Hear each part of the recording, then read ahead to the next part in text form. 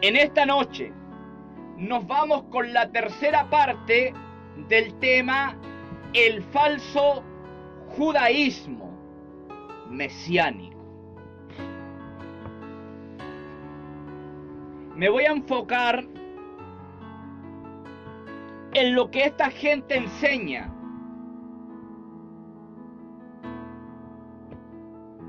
Sus enseñanzas. El falso judaísmo mesiánico niega las doctrinas fundamentales de la fe cristiana, como por ejemplo niegan la Santísima Trinidad, la suficiencia de las Escrituras, la manifestación del Espíritu Santo, la deidad de Jesucristo y así otras doctrinas más que son fundamentales en el cristianismo. En la tercera parte de este tema te hablaré de una doctrina o enseñanza que dominan ellos, la cual tiene por nombre la salvación por obras.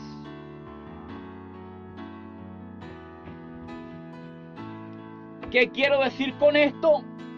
Que ellos niegan la salvación por gracia. Yo quiero que usted entienda que la salvación es solo por gracia. El apóstol Pablo en Efesios capítulo 2 versículo 8 dijo: por gracia sois salvos por medio de la fe, y esto no es de vosotros, esto es un don o regalo de Dios. Usted debe entender algo: la salvación no es una recompensa para los buenos, sino un regalo inmerecido para los culpables que no pueden salvarse por sí mismos. Las obras son las evidencias de mi salvación y no la causa. La causa es el sacrificio de Cristo.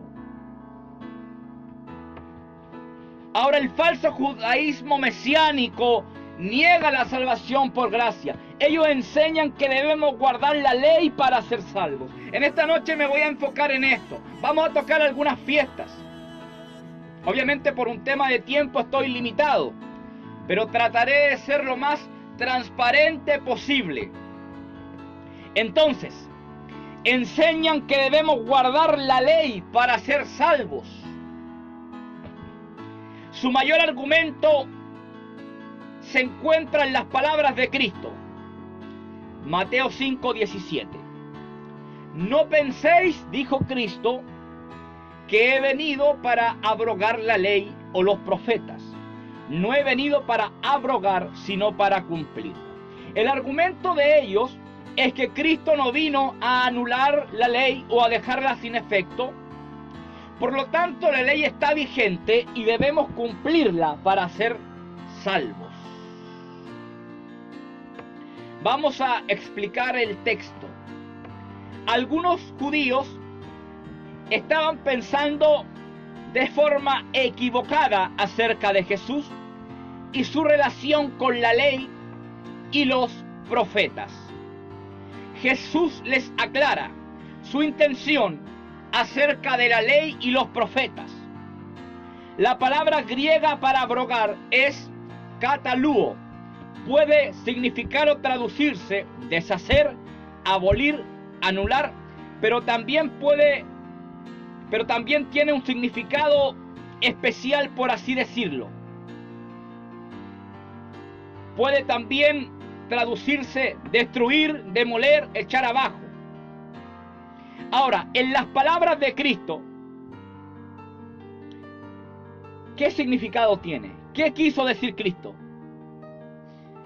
Las palabras de Cristo deben entenderse como lo opuesto a cumplir.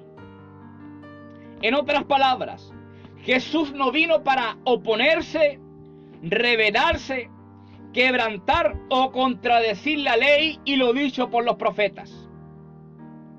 Él vino para cumplir, es decir, respetar, amar o guardar la ley y lo dicho por los profetas. Y aquello lo demostró durante su vida y ministerio. Ahora, esto no quiere decir que toda la ley tiene vigencia, por lo tanto estamos obligados a cumplirla. Tal visión sería contraria a todo lo que aprendemos de la armonía del Nuevo Testamento respecto a la ley y su fin. Quiero darte algunos pasajes como Romanos capítulo 10 versículo 4, Romanos capítulo 6 versículos 14 y 15, Efesios capítulo 2 versículo 15, Gálatas capítulo 5 versículo 18. Lo único que nos enseña Mateo 5, 17 es la postura de Jesús frente a la ley y los profetas. Jesús fue en todo sentido un hacedor de la ley. Él era sin pecado, pero con su sacrificio se transformó en el fin de la ley. Por eso la palabra en Romanos 10:4 dice: porque el fin de la ley es Cristo, para justicia a todo aquel que cree. El apóstol Pablo afirma y confirma que Cristo es el fin de la ley, porque el fin de la ley es Cristo. Ahora, la ley en totalidad contenía 613 mandamientos, los cuales se pueden dividir en 3 categorías. Número 1, la ley moral. Trata sobre las normas de santidad que deben regir la conducta del hombre a fin de que éste sea santo para él. Esta se conoce como los 10 mandamientos, los cuales se registran en Éxodo capítulo 20. También tenemos la ley civil. Trata sobre la vida legal y social de Israel como nación. Y por último, la ley ceremonial. Trata sobre las fiestas de Israel y el sistema expiatorio. Aquí quiero detenerme un poco. Según ellos, debemos guardar las fiestas judías. Por un tema de tiempo no puedo hablar de todas las fiestas judías, pero hablaré de las principales. Entonces, según ellos, debemos guardar las fiestas judías. Por ejemplo, debemos guardar, según ellos, la fiesta de Yom Kippur. Estamos remontándonos a Levítico capítulo 16. Esta fiesta se celebraba y celebra entre el 8 y 9 de octubre. Yom Kippur o día de la expiación. ¿Qué es esto? Es el día del arrepentimiento, considerado el día más santo y más solemne del año. Su tema central es la expiación y la reconciliación con Dios. La comida, la bebida, el baño o cualquier tipo de limpieza corporal, como el lavado de dientes, la utilización de cuero, el untamiento de cremas o bálsamos en el cuerpo y las relaciones conyugales están prohibidas según la ley en este día. El ayuno empieza en el ocaso y termina al anochecer del día siguiente. Según ellos, nosotros debemos cumplir esta fiesta. También tenemos el Pesaj o la Pascua. ¿Qué es el Pesaj o la Pascua? Para hablar de la fiesta de la Pascua, debemos remontarnos a Éxodo 12, donde Dios establece esta fiesta para el pueblo judío. La fiesta de la Pascua o el Pesaj en hebreo es la primera y más importante fiesta del calendario judío. Escúcheme bien. El término Pascua viene del hebreo Pesaj, que significa saltar por encima, pasar de largo o perdonar. Y hace alusión al ángel de la muerte, que pasó por las calles de Egipto entrando a las casas y matando a todos los primogénitos. Pero su pueblo fue advertido por él mediante una orden la cual cumplieron. Colocaron parte de la sangre en los postes y en el dintel de las casas. Simplemente pasó de largo y no hirió de muerte al primogénito del pueblo de Dios. Esto representa que la sangre de Cristo nos libra de la muerte o condenación eterna. Esa noche en particular, los israelitas debían estar vestidos y listos para partir. Se les ordenó que asaran el cordero, del cual sacaron la sangre que libró a los primogénitos de la muerte, y que prepararan pan sin levadura y hierbas amargas cuando se acercara la noche. El pueblo de Dios cumplió al pie de la letra con las ordenanzas de Dios en cuanto a esta fiesta. Esta fiesta marcó para Israel un antes y un después. Primero, marcó un nuevo tiempo en su calendario, y segundo, un nuevo tiempo como pueblo de Dios ya en libertad. Ahora, una vez que se construyó el templo, Dios ordenó que esta fiesta se llevara a cabo en Jerusalén, y así lo hicieron. En esta fiesta se conmemoraba, escúcheme bien, en esta fiesta se conmemoraba la salvación de Israel, su liberación de Egipto. Número 3, Sukkot o fiesta de los tabernáculos. Se celebraba durante 7 días en Israel, durante el 15 y 22 de octubre. Era un festival de acción de gracias, en el cual se entregaba todo tipo de ofrendas. Deuteronomio capítulo 16, del versículo 13 al 15. El objetivo principal por el cual Dios estableció esta fiesta fue para que el pueblo recordara que sus padres habitaron en tiendas durante su travesía en el desierto. Levítico capítulo 23, versículos 42 y 43. En el transcurso de la fiesta, la gente construía cabañas y habitaba en ellas.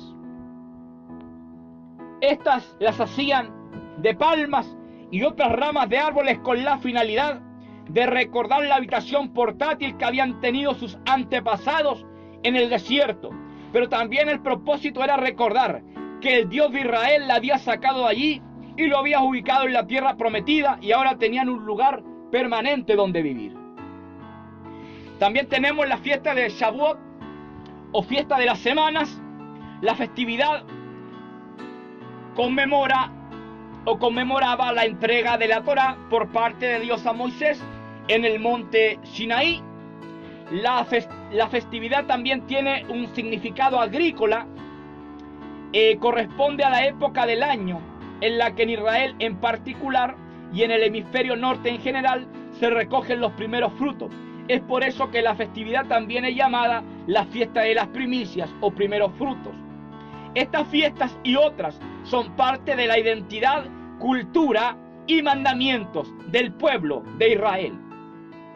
O sea, podría dar a conocer las demás fiestas, pero por un tema de tiempo no lo puedo hacer.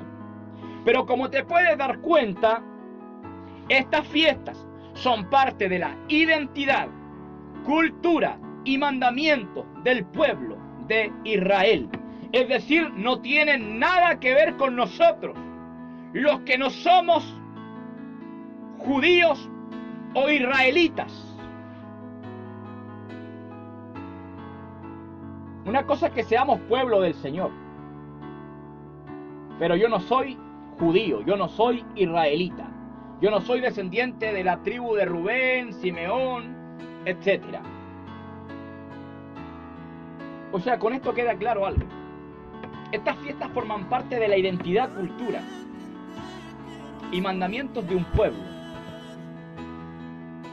Ahora, la pregunta es: ¿qué hago yo como gentil, como uno que no es israelita, celebrando esta fiesta? Qué terrible, hermano. Qué terrible que existan personajes que enseñen que debemos guardar estas fiestas. Pero guardar una fiesta judía no es fácil. ¿Por qué? Porque se tiene que ser exacto en el cumplimiento. El centro de la ley ceremonial anunciaba a Cristo como el Cordero de Dios que quitaría el pecado del mundo. Escúcheme bien, Cristo al sufrir y morir en la cruz pagó el precio por los pecados de los hombres. De esta manera la ley ceremonial queda sin efecto, ya que tuvo su cumplimiento en Cristo. Ya no hay más sacrificios que hacer por el pecado del hombre. Usted debe entender eso.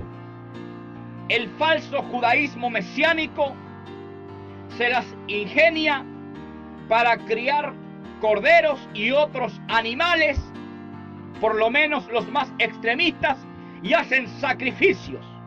Pero yo les quiero decir algo: esos sacrificios no tienen ningún valor delante de Dios.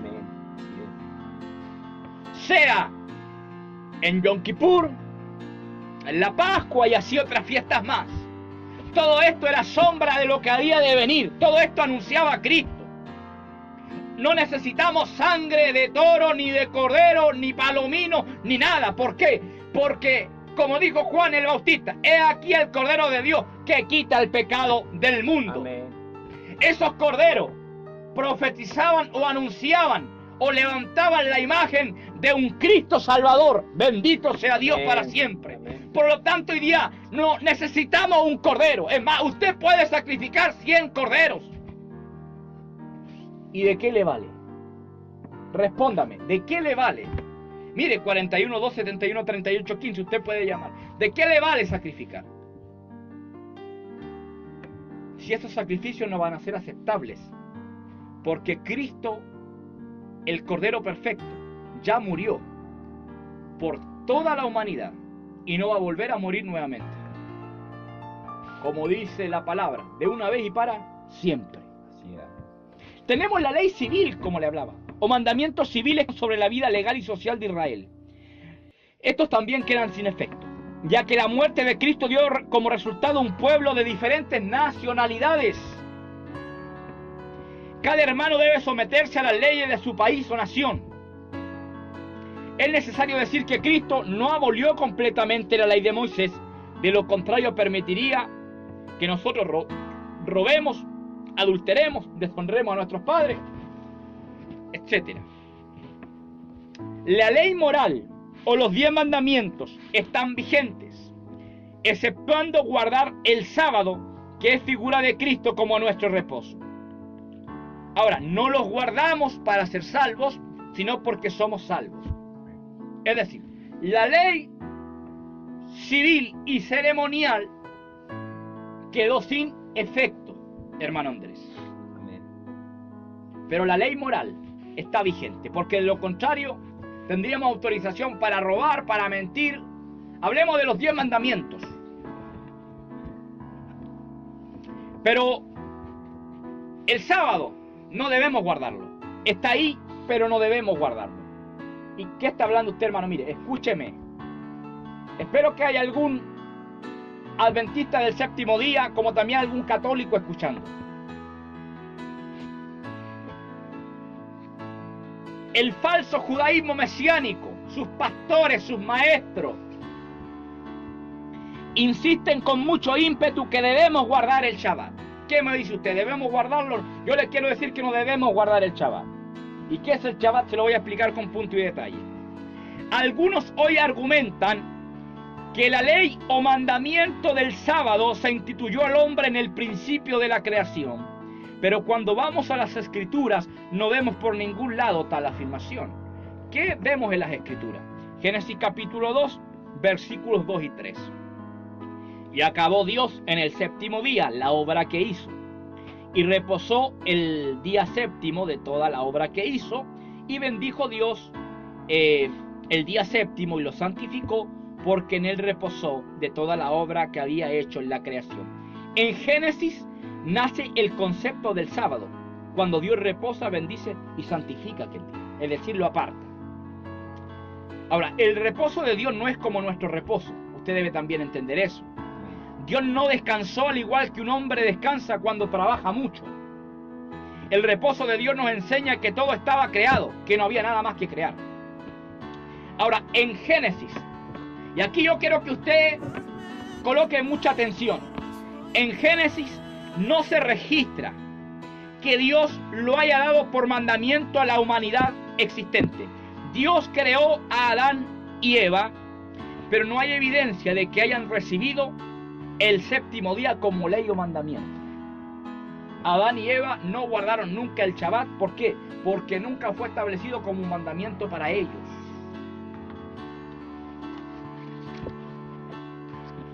Tampoco la Biblia dice que los patriarcas como Abraham, Isaac y Jacob lo guardaran. Si realmente Dios hubiera dado el mandamiento desde el principio de la creación, ¿por qué no se registra un solo caso en la Escritura donde se mencione esa observancia en los patriarcas? ¿Cree usted que si Dios le hubiese dado un mandato tan significativo como ese, no lo hubiese dejado plasmado en las Escrituras? Definitivamente. Cuando Dios da una ordenanza al hombre, el patrón bíblico lo registra. Por ejemplo, mire, Génesis 1:28, aquí nos encontramos con mandamientos. Y les dijo, fructificad y multiplicaos, llenad la tierra y sojuzgadla, señorear en los peces del mar, en las aves de los cielos y en todas las bestias que se mueven sobre la tierra. O sea, el mandamiento queda registrado.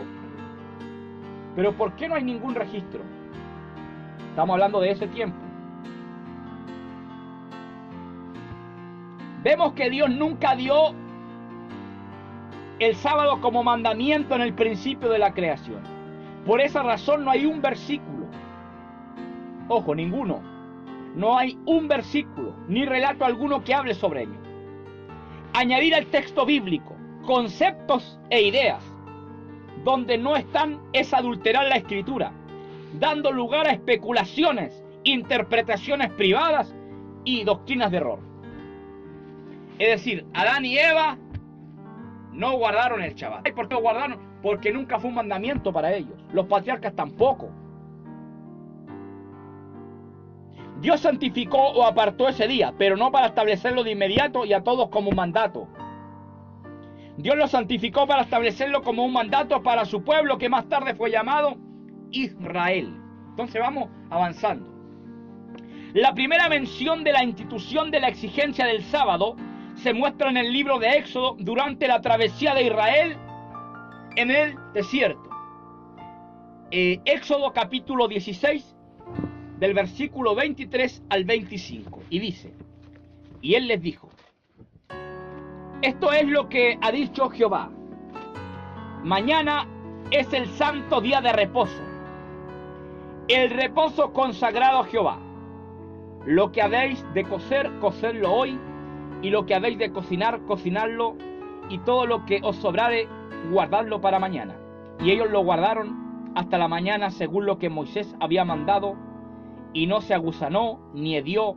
Y dijo Moisés, comedlo hoy, porque hoy es día de reposo para Jehová. Hoy no hallaréis en el campo, 6 días lo recogeréis, mas el séptimo día es día de reposo, en él no se hallará. El argumento de los sabatistas modernos es que aquí esta ordenanza a Israel no fue un mandamiento inicial, sino que ya Israel lo practicaba en Egipto y mucho antes de la época de Moisés, y que desde el principio los judíos lo conocían y guardaban. Este argumento es totalmente falso. La ley del sábado, así como otros mandamientos de Dios, no se conocían ni se guardaban en la época pre-mosaica. Y no hay base textual bíblica que mencione a un solo patriarca llevándolo a cabo. Adán y Eva no guardaron el Shabbat.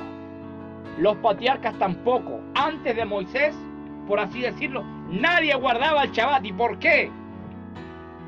Porque no era un mandamiento. Entonces, ¿de qué me está hablando usted, hermano?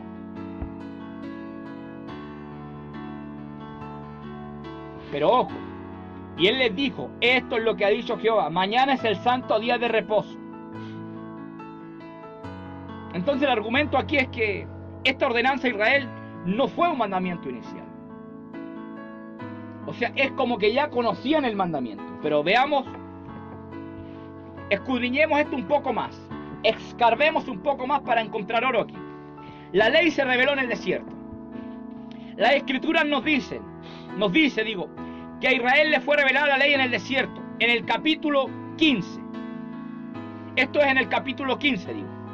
Quiere decir que fue durante esa trayectoria por el desierto que Dios entonces de forma progresiva le revela su ley y mandamientos. Ante la falta de agua en su travesía por el desierto, el pueblo de Israel recibió de Dios ordenanzas y estatutos con el fin de probarlos. ¿Y dónde está eso? Éxodo 15.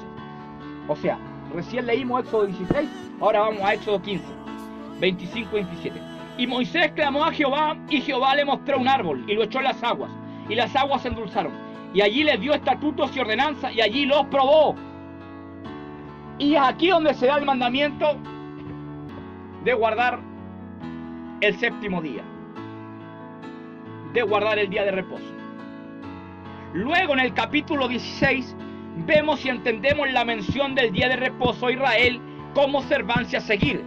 Además, el contexto mismo del pasaje sugiere que el pueblo no estaba acostumbrado a la práctica de no trabajar ese día, puesto que el versículo 27 de Éxodo 16 dice: aconteció que algunos del pueblo salieron en el séptimo día a recoger y no hallaron trabajar. Es decir, no tenían la costumbre. Así que no podemos usar Éxodo 16 para establecer que antes de Moisés y todo el asunto el pueblo ya conocía tal mandamiento. No. Aquel mandamiento nace en Éxodo capítulo 15, no de forma explícita, pero ahí nace. Entonces en Éxodo 16 Dios le recuerda el mandamiento. Pero no que antes de Moisés esto ya era un mandamiento y todos lo practicaban. No, eso es mentira. Hay tanto mentiroso dando vuelta, hermano, y usted perdiendo el tiempo. Debemos saber que los días, hablemos del calendario judío, debemos saber que los días para los judíos comienzan a la puesta del sol. Eso significa que el Shabbat comenzaba al caer el sol el día viernes y terminaba al caer el sol el día sábado. Partamos de esa base. El día de reposo tenía como requisito conmemorar la salida del pueblo de Israel de Egipto. Deuteronomio capítulo 5 versículos 14 y 15. Mas el séptimo día es reposo a Jehová tu Dios. Ninguna obra harás tú, ni tu hijo, ni tu hija, ni tu siervo, ni tu sierva, ni tu buey, ni tu asno, ni ningún animal tuyo, ni el extranjero que está dentro de tus puertas, para que descanse tu siervo y tu sierva como tú. Acuérdate que fuiste siervo en tierra de Egipto, y que Jehová tu Dios te sacó de allá con mano fuerte y brazo extendido, por lo cual Jehová tu Dios te ha mandado que guardes el día de reposo. O sea, el día de reposo, en primer lugar, era un día donde se conmemoraba la salida del pueblo de Israel de Egipto. Aquí yo quiero preguntar algo. ¿De qué manera la iglesia o el pueblo gentil puede conmemorar ese día si solo el pueblo de Israel salió del cautiverio de Egipto por la mano de Dios? ¿Cómo? Si yo no salí de Egipto. Y no me venga a decir que Egipto es el mundo, porque estamos hablando en términos literales, no estamos hablando aquí de simbología. La ley del Shabbat o séptimo día es estrictamente ceremonial y correspondiente al sistema de culto levítico sacerdotal. Para cumplir dicha ley se requería de forma simultánea llevar a cabo sacrificios de cordero y ciertas ofrendas. Números 28, 9 y 10, hermano Andrés. Mire, hermano Andrés, y usted también escuche bien, por favor. Más el día de reposo, séptimo día. Según el calendario judío, la semana comienza el domingo. El domingo primer día, el sábado sería el séptimo día. Nosotros tenemos el calendario greco-romano, donde la semana comienza el día lunes. En el contexto judío, el domingo. Por eso séptimo día cae sábado. Mire, más el día de reposo, séptimo día. 2 corderos de un año sin defecto, y 2 décimas de flor de harina, y otras ofrendas más. La iglesia de hoy no puede guardar la ley del día de reposo como tal y como fue establecida, ya que el sistema de sacrificios de animales fue sustituido por Jesucristo constituido como el único sacrificio expiatorio acepto ante Dios. Claramente vemos que la ley sabática era ceremonial y dada solamente a Israel dentro de su contexto de culto levítico que les permitía y exigía llevarlo a cabo como Dios les ordenó. O sea, hermano Andrés, también habían sacrificios y ofrendas de por medio. Usted no guarda el día de reposo, usted cree que está guardando el día de reposo. O sea, si usted se quiere meter con una fiesta judía, va a tener que cumplirle al pie de la letra. Pero ya no le va a servir. Porque todo apuntaba a Cristo. Colosenses 2, versículos 16 y 17. Para que no diga nada, es que el hermano se quedó en el Antiguo Testamento. Veamos el Nuevo Testamento ahora. Por tanto, nadie os juzgue en comida o en bebida, o en cuanto a días de fiesta, luna nueva o días de reposo. Todo lo cual es sombra de lo que había de venir. Pero el cuerpo de Cristo, mire, para los que guardan todo esto, el versículo está diciendo esto. Aquí, esto es lo que interpretan los falsos judíos mesiánicos. Nadie tiene el derecho de condenarlos porque ustedes guardan las leyes dietéticas, las fiestas y los días de reposo. Esta es una interpretación torcida. El versículo está diciendo lo siguiente, hermano Andrés. Nadie tiene el derecho de condenarlos porque ustedes no guardan ciertos preceptos judíos, ya que no son mandamientos para ustedes. La Nueva Traducción Viviente dice lo siguiente: por lo tanto, no permitan que nadie los condene por lo que comen o beben, o porque no celebran ciertos días santos, ni ceremonias por luna nueva, ni los días de descanso. ¿Qué le parece, hermano Andrés? O sea, se está adulterando las Escrituras. Amén, así es. Cuando yo no estudio la Biblia, me estoy transformando en una presa fácil para un falso maestro.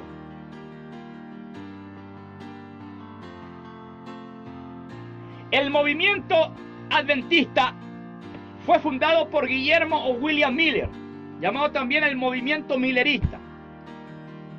Ahora, estamos hablando del movimiento adventista del séptimo día. Aquí ya es donde aparece Elena de White, con dos personajes más, los cuales fundan este movimiento.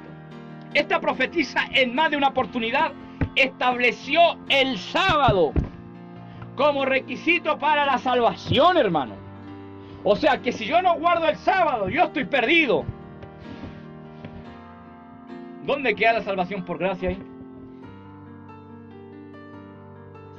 O sea, ¿para qué murió Cristo si yo me voy a salvar guardando el sábado, descansando?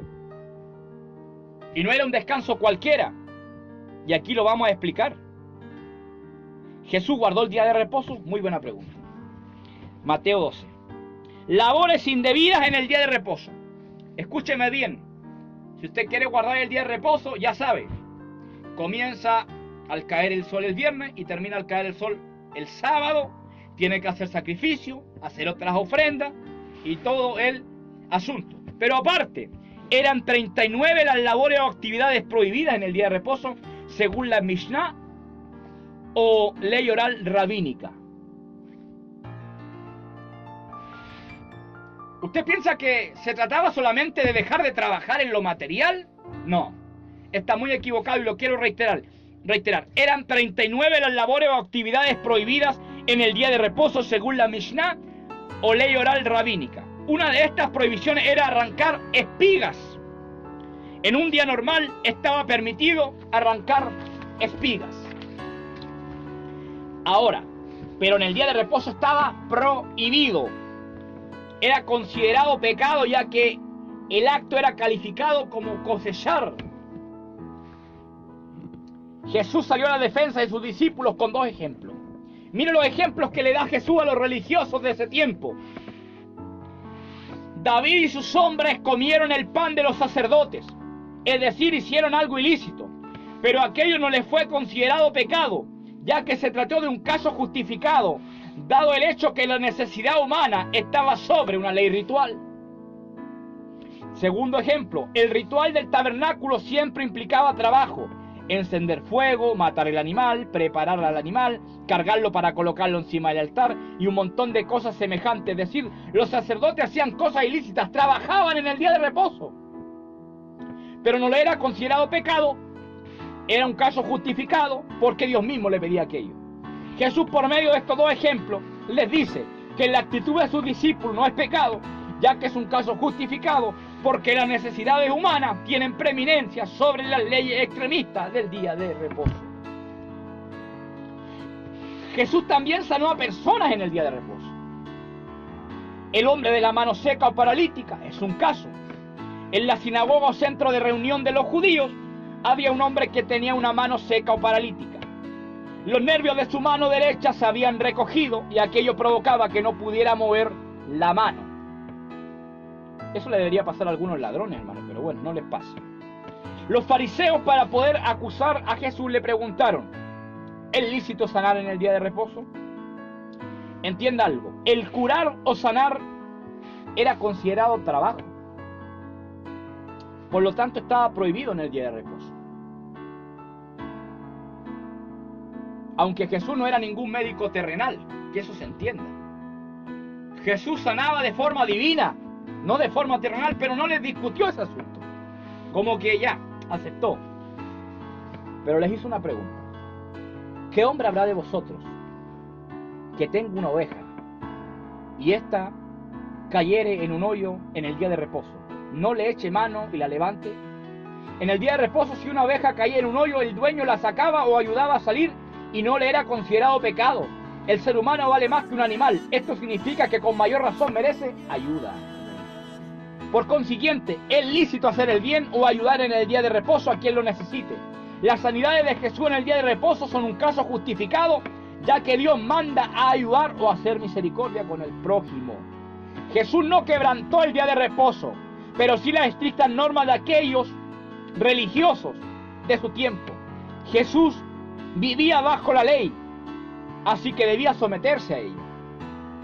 Esto no significa que debamos someternos también a la ley. Esta es la tercera parte de este tema tan importante. Un tema muy, pero muy importante. O sea, ¿cuándo comenzaba el día? ¿Cuándo comenzaba el Shabbat? ¿Cuándo comenzaba el día de descanso? El viernes, cuando el sol caía, y terminaba el sábado, cuando caía el sol.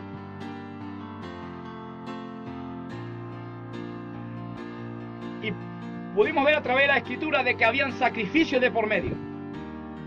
Y habían otras ofrendas también de por medio. O sea, y según la Mishnah o ley oral judía, eran 39 las prohibiciones. Si usted está pensando que guardar el día de reposo es solamente no ir a trabajar un sábado, usted está equivocado. Por ejemplo, no se debía encender fuego en las casas. Esto significa que se debía cocinar un día antes. Pero usted no me venga a decir que usted guarda el día de reposo, porque a lo mejor no va a trabajar ese día, pero ese día pica leña en su casa, cocina, sale a pasear al perro, sale a correr o hace cualquier trabajo o actividad. O sea, no sea hipócrita. Eso se llama hipocresía. La Iglesia Adventista del Séptimo Día lamentablemente fue seducida por la doctrina de Elena de White. Y muchos, bueno, no escudriñan nada, no examinan nada. Como digo yo, se comen el pescado con espinas y allá las consecuencias. Entonces, no me diga usted que no, yo guardo el día de reposo porque yo no voy a trabajar. Mire, hay gente que ha perdido su trabajo. Hay otros que han perdido una carrera profesional o técnica. Porque ellos dicen, no, es que yo debo guardar el día de reposo. El día de reposo anunciaba a Cristo como nuestro reposo. Y por ahí salen los católicos que confunden mal la situación todavía. No, es que el día del Señor es el domingo. Es que, ¿qué es lo que pasa? Mire, Lo que pasa es que Jesús muere un viernes por la tarde y resucita un domingo. Claro, por la mañana. Entonces, ¿qué es lo que pasa? La iglesia primitiva se reunía el primer día de la semana, que era domingo según el calendario judío, en conmemoración, cierto recuerdo de la resurrección de Cristo. Pero no es que ahora cambiaron el sábado por el domingo. Entonces ya tenemos unos cuantos confundidos, que es la iglesia adventista del séptimo día, pero después los católicos vienen confundiendo más la situación todavía. Hermano, entonces, ¿qué día debemos guardar? Todos los días. Sí, todos los días. No, es que el día del Señor, no, el día del Señor, hermano, si lo entendemos desde la resurrección, claro, es el domingo, pero no significa de que el domingo es día de reposo ahora y todo el asunto, no. No fue cambiado, nunca fue cambiado, nunca fue mudado. Así que siéntanse felices los adventistas del séptimo día, porque no fue cambiado. Pero no se gocen tanto, porque no deben cumplirlo, no deben por qué guardarlo, porque no es un mandamiento, no es un precepto.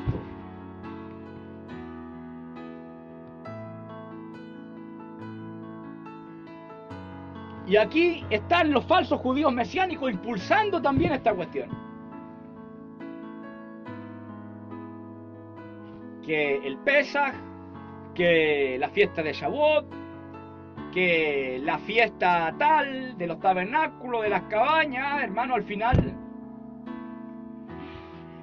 Y cuando uno los mira bien, uno se da cuenta que ninguna fiesta cumplen como debe ser. Esto es tremendo, hermano Andrés. Lamentablemente hay gente que no está estudiando la Biblia.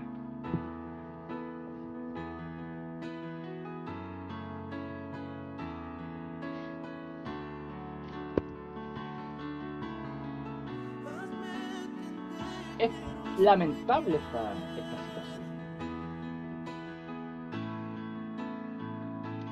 Es lamentable. No debemos guardar las fiestas judías, no debemos guardar el Shabbat. No, pero Jesús le dijo al joven rico, si quieres heredar la vida eterna, bueno, dale tus bienes a los pobres y todo el asunto. Como que, Jesús está hablando de una salvación por obra ahí. Pero ojo, Jesús no había muerto todavía. No podía hablar de una salvación por gracia porque todavía no había muerto. Obviamente que tenía que llamar a sus hermanos judíos a cumplir la ley. Mas si quiere entrar en la vida, bueno, vende lo que tiene y dalo a los pobres. Porque él ya lo demás lo había guardado desde su juventud. Pero Jesús no había muerto todavía.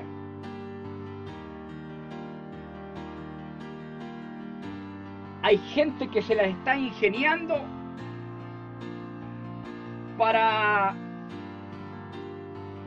establecer para la iglesia ciertas cosas como mandamiento. Pero que si uno escudriña bien esto, realmente no son mandamientos para la iglesia. Y es más, no estamos en condiciones ni en las circunstancias para cumplir esos mandamientos tampoco.